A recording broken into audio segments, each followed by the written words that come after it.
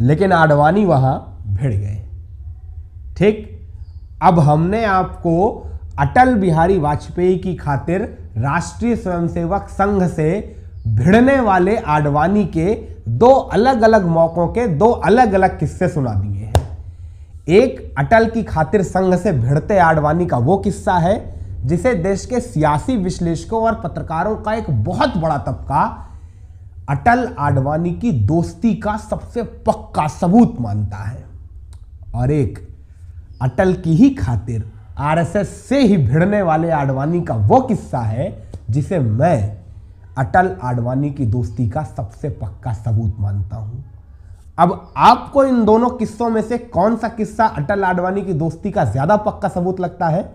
Comment section में comment लिख के जरूर बताइएगा, हमें आपकी पसंद जानने का। वो 12 नवंबर बरस 1995 की तारीख थी, आज से करीब करीब 30 बरस पहले का रोज, जब माया नगरी मुंबई के हर गली नुक्कड़ चौक चौराहों पर लाल कृष्ण आडवाणी के बड़े बड़े कटआउट्स लगे हुए थे। चूंकि ये वही तारीख थी जिस तारीख की शाम मुंबई के सबसे पॉश महालक्ष्मी रेस कोर्स में लगे भव्यतम पंडाल के भीतर करीब 1.25 लाख से ज्यादा भारतीय जनता पार्टी के कार्यकर्ताओं की उपस्थिति में भाजपा आगामी 1996 के लोकसभा चुनावों के भीतर अपने प्रधानमंत्री पद के प्रत्याशी के तौर पर लाल कृष्ण आडवाणी का नाम आगे करने वाली थी। ऐसा उस रोज मुंबई में उपस्थित भारतीय जनता पार्टी के 1.25 लाख से ज्यादा कार्यकर्ताओं के साथ साथ इस मुल्क की सियासत को जानने बूझने और समझने वाले हर एक इंसान को लग रहा था उस वक्त, चूंकि तब तक आडवाणी को भाजपा की अध्यक्षी संभाले 1 दशक से भी ज्यादा का वक्त गुजर चुका था। आडवाणी हिंदू हृदय सम्राट थे, संगठन के भीतर सबसे ज्यादा लोकप्रिय थे और इन सबसे बढ़कर राष्ट्रीय स्वयंसेवक संघ की निगाहों में उसके सबसे बड़े राजदुलारे थे। तो सुई बराबर शक, सुबह या संदेह की भी गुंजाइश नहीं थी इस मसले को लेकर कि आज यानी 12 नवंबर 1995 की शाम भाजपा अपने प्रधानमंत्री पद के भावी प्रत्याशी के तौर पर लाल कृष्ण आडवाणी का ही नाम आगे करेगी। मगर जब 12 नवंबर 1995 की शाम करीब करीब 1.25 लाख से भी ज्यादा भारतीय जनता पार्टी के कार्यकर्ताओं की उपस्थिति में भाजपा अध्यक्ष लाल कृष्ण आडवाणी ने इन 2 पंक्तियों के साथ अपनी जिह्वा को विराम दिया कि देश काफी लंबे अरसे से एक नारा कोरस में सुनता आ रहा है, अब की बारी अटल बिहारी। तो वहां मौजूद समूची सभा में ही नहीं एक सन्नाटा छा गया, बल्कि मंचासीन भारतीय जनता पार्टी के छोटे से लेकर बड़े नेताओं के मुंह खुले के खुले रह गए। स्वयं अटल बिहारी वाजपेयी इस कदर अवाक रह गए कि हड़बड़ी में अपने स्थान से उठकर खड़े हो गए और आडवाणी के सामने से माइक लेकर खुद कार्यकर्ताओं से बोल पड़े, नहीं नहीं, आडवाणी जी ही होंगे प्रधानमंत्री। मगर आडवाणी वाजपेयी से माइक लेकर ये बोलकर अपना स्थान ले लेते हैं कि फैसला लिया जा चुका है, अब फैसला पलटेगा नहीं। आप यकीन मानिए, वाजपेयी के अचरज की सीमा नहीं थी उस वक्त। इतने ज्यादा विस्मय में थे वाजपेयी की तत्काल आडवाणी का माइक वहीं रखकर आडवाणी के पीछे पीछे आडवाणी के साथ सोफे पर बैठकर अपनी चिरपरिचित अंदाज में भौहें ऊपर कर आडवाणी से बोले, ये क्या कह दिया आपने, मुझसे एक दफा बात तो कर लेते। तो आडवाणी मुस्कुराते हुए वाजपेयी से कहते हैं, आपसे पूछता तो आप हां कहते। वाजपेयी मौन साध लेते हैं और इस तरह संपादित होता है अटल और आडवाणी का ये वो प्रसंग जिसे देश के पत्रकारों और एक बड़े सियासी विश्लेषकों के तबकों की नजर में अटल आडवाणी की दोस्ती के सबसे बड़े पक्के सबूत का तमगा मिला हुआ है। मगर मुझे यह किस्सा अटल आडवाणी की दोस्ती का सबसे पक्का सबूत नहीं लगता है। देश के पत्रकारों और सियासी विश्लेषकों का एक बड़ा तबका है जो कहता है कि जिस वक्त समूचा राष्ट्रीय स्वयंसेवक संघ और समूची भारतीय जनता पार्टी का संगठन थाल में परोसकर प्रधानमंत्री का पद आडवाणी को दे रहा था, उस वक्त आडवाणी ने जिस तरह से यह पद वाजपेयी की ओर किया, इससे बड़ा सबूत नहीं हो सकता है अटल आडवाणी की दोस्ती का। मगर मुझे ऐसा नहीं लगता है, मुझे आडवाणी का यह फैसला अटल आडवाणी की दोस्ती का पक्का सबूत नहीं लगता है, क्योंकि मुझे आडवाणी की इस घोषणा के 2 महीने पहले दिल्ली के फिक्की ऑडिटोरियम में घटी वो एक घटना याद है, जिस घटना ने आडवाणी को यह एहसास करा दिया था कि अगर उनका नाम प्रधानमंत्री पद के प्रत्याशी के तौर पर आगे कर भी दिया गया, फिर भी वो कभी प्रधानमंत्री नहीं बन सकते हैं। और अगर हिंदुस्तान की गद्दी पर भारतीय जनता पार्टी को अपना प्रधानमंत्री बिठाना है, तो वो संभावित प्रधानमंत्री पद का प्रत्याशी सिर्फ और सिर्फ एक इंसान हो सकता है, पंडित अटल बिहारी वाजपेयी। अब अगर आपको आडवाणी की इस घोषणा के 2 महीने पहले दिल्ली के फिक्की ऑडिटोरियम में घटी उस घटना को जानने में दिलचस्पी है, जिस घटना ने आडवाणी को यह एहसास कराया कि वो कभी प्रधानमंत्री नहीं बन सकते हैं, अगर उस घटना को जानने में आपकी दिलचस्पी है, तब तो आप यहां से ये वीडियो पूरा देखिए, वरना 1-2 मिनट का वीडियो फॉरवर्ड कर दीजिए। आप 2-2.5 मिनट के बाद वापस वो किस्सा सुन सकते हैं, जिस किस्से को मैं अटल आडवाणी की दोस्ती का सबसे पक्का सबूत मानता हूं। अभी तक आपने वो किस्सा सुन लिया है जिसे पूरी दुनिया अटल आडवाणी की दोस्ती का सबसे पक्का सबूत मानती है, मगर अभी वो किस्सा बाकी है जिसे मैं अटल आडवाणी की दोस्ती का सबसे पक्का सबूत मानता हूं। तो अगर वो किस्सा ही सुनना है तो 2 मिनट का वीडियो फॉरवर्ड कर दीजिए, आप सीधा उसी किस्से पर पहुंच जाएंगे। अन्यथा अगर फिक्की ऑडिटोरियम में घटी उस घटना को जानने में दिलचस्पी है तो हमारे साथ चलिए दिल्ली के फिक्की ऑडिटोरियम के भीतर, जहां आडवाणी की इस घोषणा के करीब 2 महीने पहले अटल बिहारी वाजपेयी ने अपने काव्य संग्रह मेरी 51 कविताओं का विमोचन किया था, जिस विमोचन के अवसर पर अटल बिहारी वाजपेयी के व्यक्तिगत आमंत्रण पर हिंदुस्तान की छोटी से लेकर बड़ी हर सियासी तंजीम के छोटे से छोटे और बड़े से बड़े हर सियासी किरदार वहां पर पहुंचे हुए थे। और आप यकीन मानिए, उन सियासी चेहरों ने वहां मौजूद लालकृष्ण आडवाणी के साथ इतना उपेक्षित व्यवहार किया था, इतना उपेक्षित व्यवहार किया था कि माने कोई भी व्यक्ति आडवाणी के साथ खड़ा तलक होना नहीं चाह रहा था कि कहीं गलती से उसकी और आडवाणी की फोटो साथ में क्लिक ना हो जाए और अखबारों में छप ना जाए। यह आलम था आडवाणी को लेकर असहजता का देश की सियासी तंजीमों के बीच। और जबकि दूसरी तरफ आडवाणी की ही भारतीय जनता पार्टी के नेता अटल बिहारी वाजपेयी के साथ यही सियासी किरदार हंसी ठट्ठा करते हुए गले लगते नहीं थकते नजर आ रहे थे। और यह सब आडवाणी की आंखों के सामने घट रहा था कि कैसे सियासी नेता और किरदार उनसे दूरी बना रहे हैं और वाजपेयी के साथ गले मिल रहे हैं। तो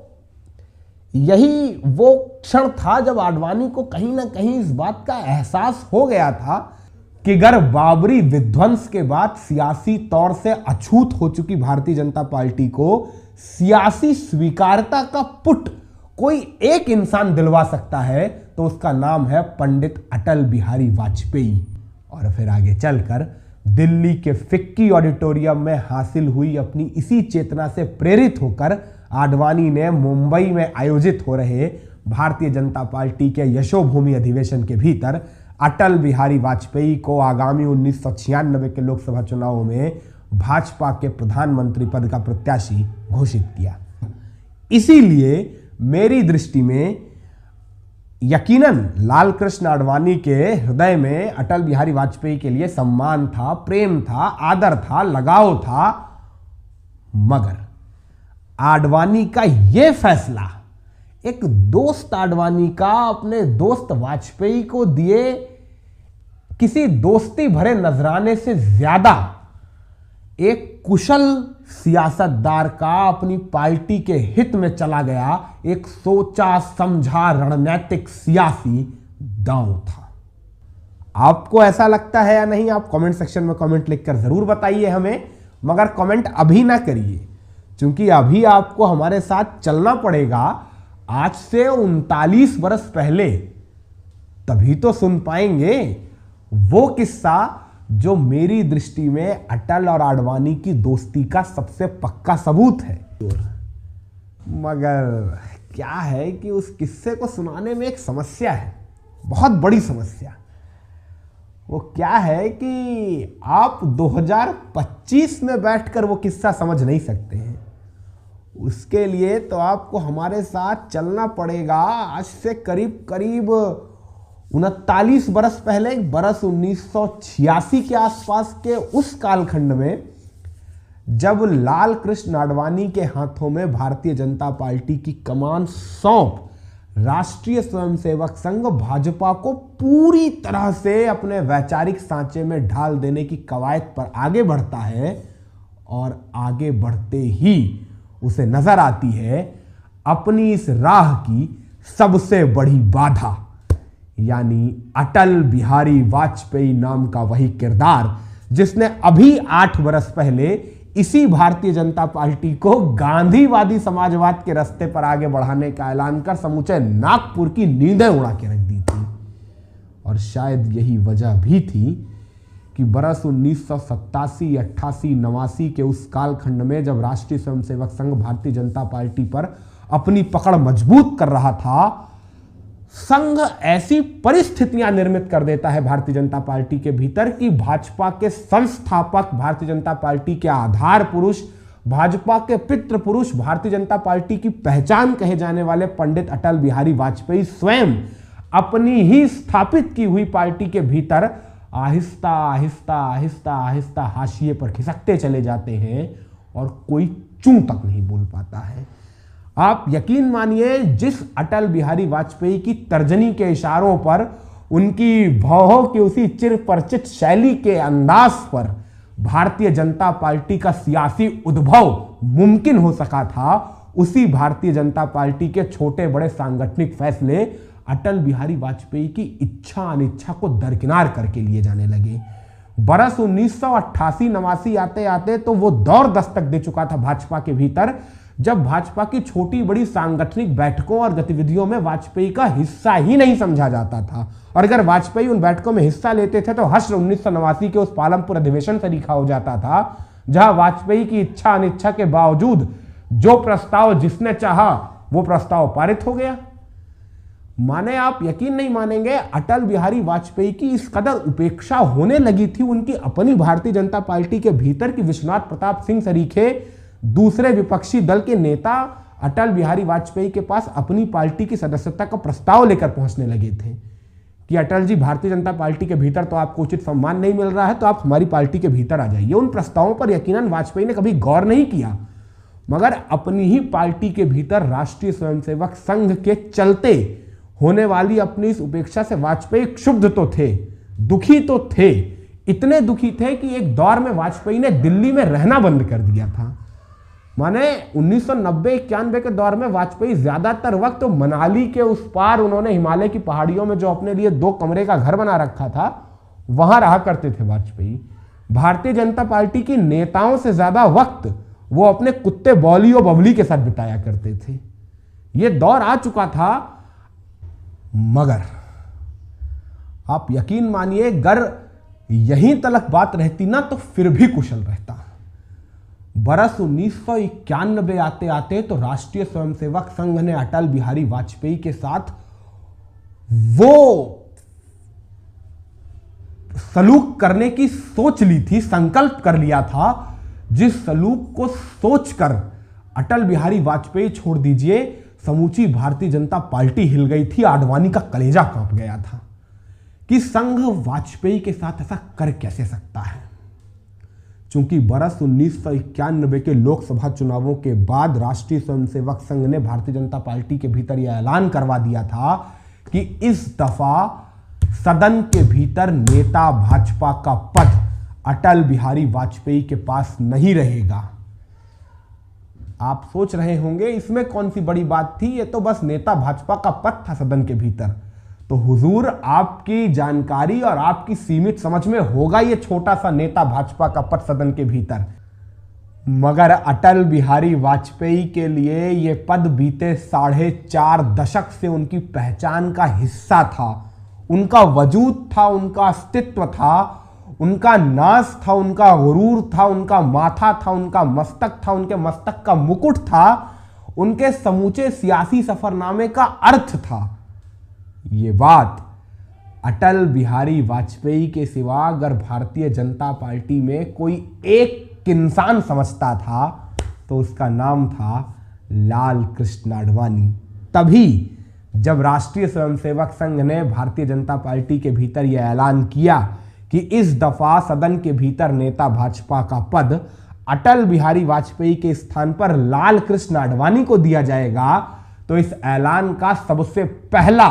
इकलौता और मुखर विरोध लाल कृष्ण आडवाणी की ही ओर से आया।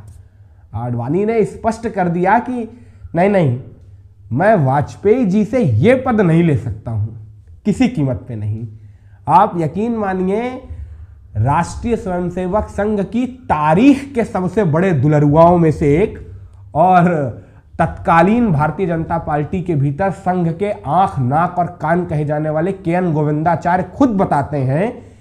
कि ये आडवाणी थे जिन्होंने संघ के इस ऐलान के बाद न सिर्फ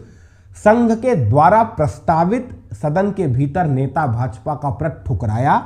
बल्कि कई दफा संघ के आला कमान को यह समझाइश दी कि इस पद के लिए वाजपेयी से उपयुक्त दूसरा कोई किरदार हो ही नहीं सकता है। यहां तक कि जब संघ आडवाणी की इन समझाइशों के बावजूद वाजपेयी को नेता भाजपा नहीं बनाने पर अड़ा हुआ था, तब ये लालकृष्ण आडवाणी ही थे जिन्होंने इन्हीं के.एन. गोविंदाचार्य को अपना दूत बनाकर संघ के दिल्ली स्थित झंडेवाला वाले दफ्तर भेजा, इस संदेश के साथ कि वो भारतीय जनता पार्टी के संगठन की कमान संभालने को तैयार हैं, मगर सदन के भीतर नेता भाजपा का पद वाजपेयी को ही मिलना चाहिए। मगर के.एन. गोविंदाचार्य बताते हैं कि आडवाणी के इस संदेश को सुनने के बावजूद संघ आला कमान के कानों पर जू तलक न रेंगी, उल्टा संघ आला कमान ने गोविंदाचार्य को ही डांट फटकार कर आडवाणी के पास वापस भेज दिया, जिसके बाद ही आडवाणी ने मत्था ठोकते हुए कहा था कि अरे इन लोगों को कुछ समझ क्यों नहीं आता है। खैर, समझ आना ना आना अपनी जगह था,